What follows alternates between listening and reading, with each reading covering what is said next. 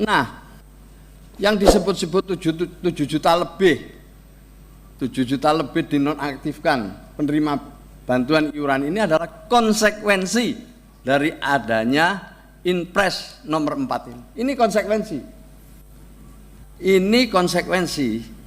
Jadi karena konsekuensinya memang kita harus mengalihkan kuotanya tetap, tapi dialihkan kepada penerima manfaat yang lain yang kami anggap hari ini lebih berhak daripada 7 juta sebelumnya.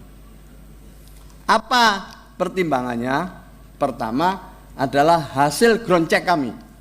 Jadi kami turun ke lapangan dengan SDM yang kami miliki bersama BBS kepada penerima-penerima manfaat itu. Maka kemudian tadi sudah kami sampaikan ada 2 juta lebih itu yang ternyata dia sebenarnya tidak berhak menerima PBI. Lalu yang kedua berdasarkan data, di mana data di Tesen itu sekarang sudah ada pemeringkatan, desil 1, desil 2, desil 3. Nah kita lihat satu persatu 1 sampai 4, tapi 5 dan seterusnya kita anggap sudah tidak layak untuk mendapatkan PBI. Maka itu kemudian jumlahnya ketemu 7 juta lebih, terus ada tambahan 800.000 jadi 8 juta lebih sekarang.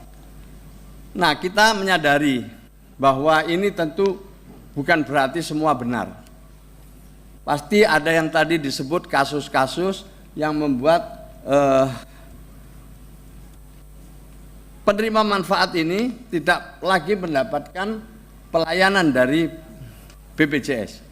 Maka kita bentuk yang namanya mekanisme reaktivasi. Tetapi kalau mekanisme ini dianggap misalnya berbelit-belit, kami sepakat nanti kita akan perbaiki supaya lebih cepat, lebih konkret dan bisa mengatasi masalah di lapangan.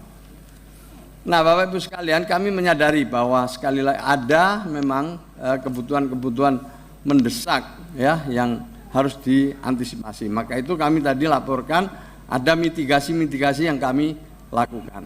Ada mitigasi-mitigasi yang kami siapkan. Nah, inilah mekanisme pemutakhiran kita yang semua dikirim ke BPS, tapi salurannya kita siapkan untuk tadi menjawab ada yang ingin lewat formal atau tidak formal itu, jadi kita siapkan 2 jalur.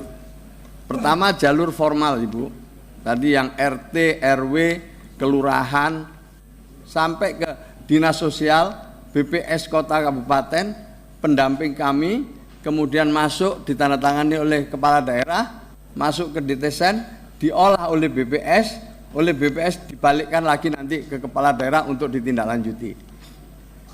Ada juga jalur partisipasi, kita siapkan yang namanya cek bansos. Ini adalah aplikasi yang di dalamnya ada usul sanggah, bisa usul bisa sanggah dengan menyertakan beberapa hal yang diperlukan untuk supaya kita bisa verifikasi. Terakhir kami dialog dengan BPS, di situ disertakan ada 39 pertanyaan yang bisa dijawab oleh mereka yang usul maupun sanggah, untuk kemudian ini disesuaikan dengan kriteria yang BPS sudah tetapkan. Nah, dengan cek usul sanggah ini kita juga akan proses terusnya sampai ke BPS, tapi akhirnya yang menentukan semuanya adalah BPS. Kami hanya memproses pemutakhiran, tidak ikut menentukan.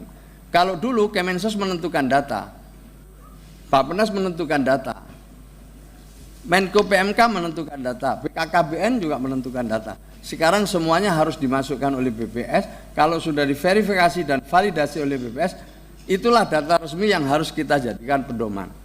Jika kita menyalurkan bansos tanpa berpedoman pada BPS yang setelah dimutakhirkan, itu nanti akan bisa jadi temuan.